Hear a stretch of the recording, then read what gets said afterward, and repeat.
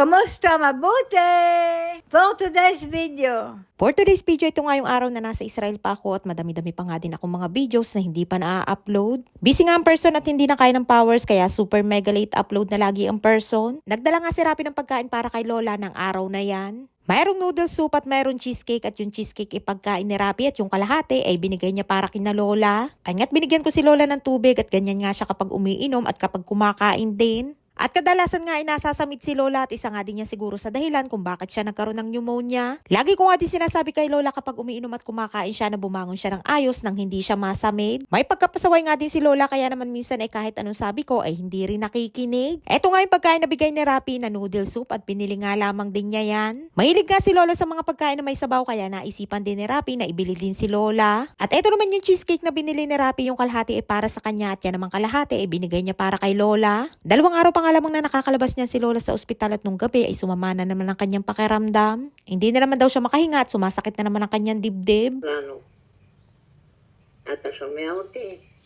בקושי רב אני שומע אותך. Nag-emergency call nga ulit kami kaya naman ayan na to the rescue ulit ang paramedic para tingnan si Lola. At ayun nga sinilo siya at kagigising nga lamang at mumukat-mukat pa ay siyang napagkamalan na pasyente. Kaya itinuro ang kwarto ni Lola at hindi daw siyang may kailangan kundi si Lola. Kapag nga may bagong pumupunta dito sa bahay ay lagi napapagkamalan si Nili na si Lola. Dahil siya lagi nga nabubungadan kapag may pumapasok dito sa bahay sa halip na si Lola. אני באתי מבית חולים ביום חמישי.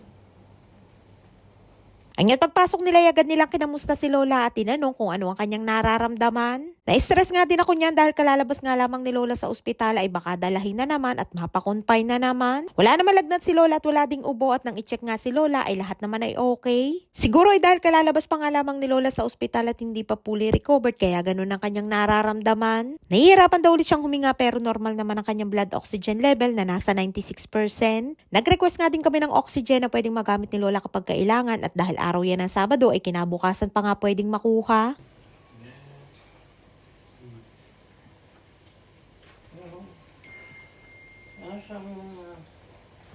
Kahit nga normal ang blood oxygen level ay pinayuhan pa din nila si Lola na pumunta ng ospital para matingnan. At dahil sa hindi magandang experience ni Lola na mapakumpay siya ay ayaw niya nang pumunta ng ospital. At sabi pa nga ni Lola ay mas gugustuhin pa daw niya na mautas na lamang sa bahay kaysa mapakumpay ulit. Bigla nga ding may nag-doorbell at ang akala ko nga ay si Rapi. At nang buksan ko ang pinto ay yung palang apo ni Lola sa kanyang anak na lalaki na si Ilan. Wala siyang trabaho ng araw na yan at pinapunta siya ng kanyang pinsan na si On, ang bunsong anak ni Rapi, para tingnan si Lola. היה לי שם דברים נעים מאוד.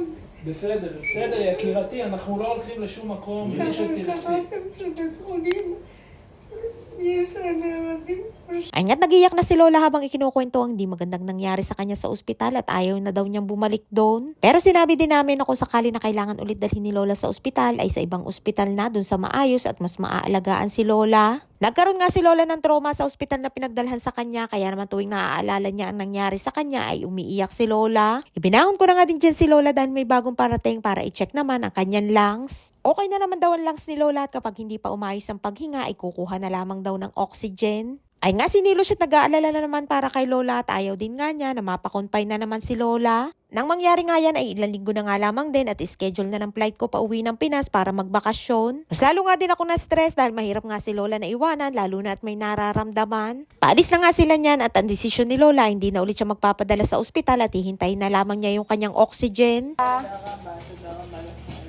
תודה רבה מאוד.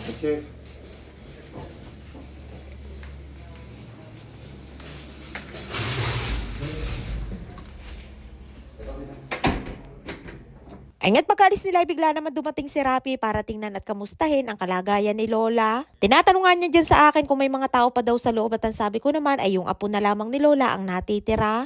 Maayos na naman ang pakaramdam ni Lola dyan at mahaba-haba nga din na naging kwentuhan nila ng kanyang apo bago ito umalis. At eto naman si Nilos na hindi na nakatiis at gutom na daw siya at binigyan ko nga muna dyan ng saging. Bago pa nga dumating ang paramedics ay nakapag-almusal na siya at dahil nakatulog ulit ay paggising ay gutom na naman. Ay siya hanggang dito lamang ating kwento for today's video. Maraming po salamat sa inyong support at laging panonood. Mag-ingat po kayo palagi. And please subscribe to my YouTube channel. Please follow and share. Salamat!